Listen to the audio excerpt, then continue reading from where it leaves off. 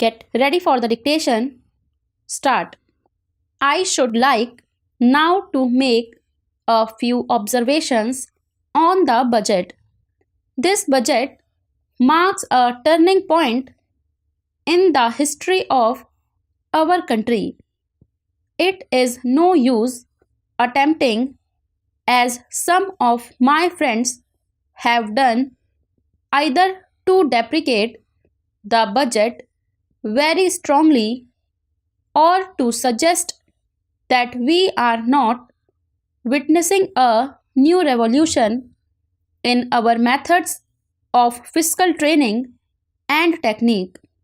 I want it to be quite clearly pointed out to my friends that we are now facing the lean years of Indian finance. Hitherto, we had revenue surpluses which were a form of public saving and which were meant to be utilized for capital development. Hereafter, this form of revenue surplus would not be available. We have, therefore, to find out ways and means of implementing our great program of national reconstruction at minimum cost. My point is that the deficit on revenue account would be of the order of about rupees 19 to 20 crores. Here, let me point out that I do not agree with those of my friends in the finance department who have attempted to suggest that rupees 9 or 18 crores which are obtained from Pakistan should be put to the revenue side of the budget. They are to be put on the capital side. But that does not seriously alter the trend of my argument. What I am suggesting is that we would have to be prepared for a deficit of a much higher order even on the revenue side.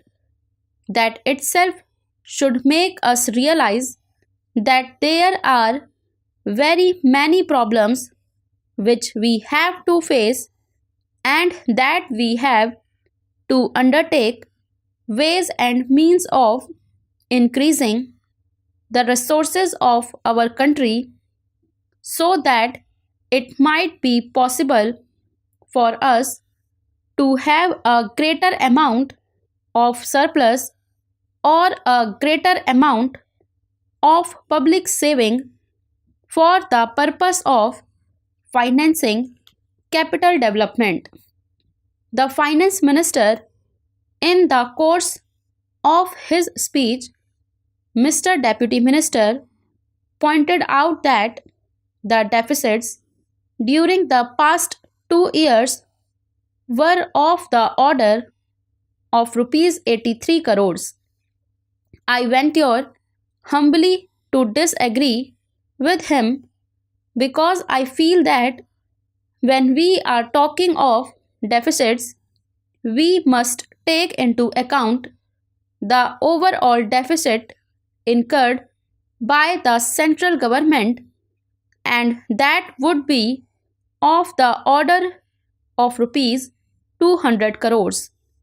During the years of relatively light expenditure, we had a shortfall of about rupees 200 crores.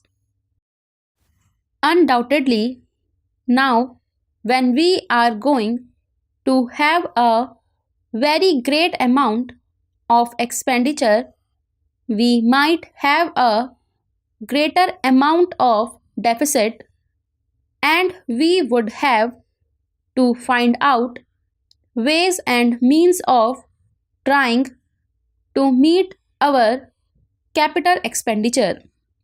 Some members have pointed out that deficit financing is good. Others have pointed out that it is poison. One honorable member who preceded me pointed out that it could be taken like a tonic. Now, I am not willing to enter into the merits of deficit financing or demerits of deficit financing in an academic spirit. The time has now come when we should face realities.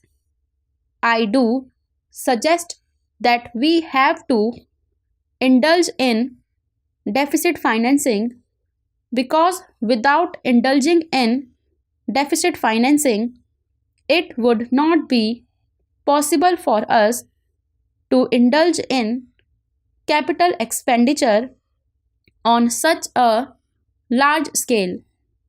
But when we are talking of the scope of deficit financing, I would like to place before the House and the Finance Minister the two great limitations which face us.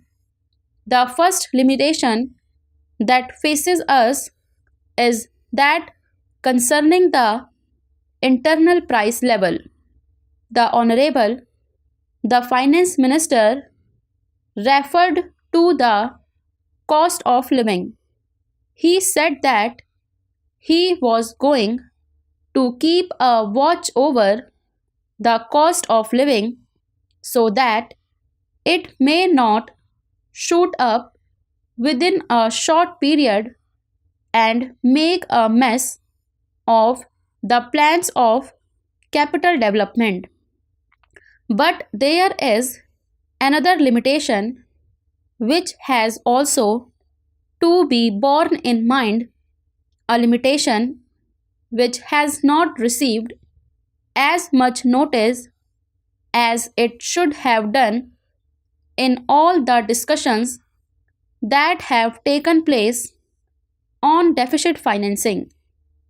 That limitation is the external limitation or the limitation which arises on account of our balance of payments position. I think this is as important, Mr. Deputy Speaker, as the internal price level, and I should like to elaborate that particular point a bit more because I feel that a time will shortly arrive when we might have either to reconsider our policy or might even have to leave the sterling club of which we are a member. The second serious limitation is as serious as the first. What would be the consequences of deficit financing on our balance of payments? The Finance Minister, in his budget speech, points out that so far as the balance of payments position is concerned, they have now, whether it is by accident or design, a favorable balance, and they have contributed about rupees 63 crores to the dollar pool during the past 6 months. But the moment we indulge in deficit financing, we have to be prepared for worsening of our balance of payments.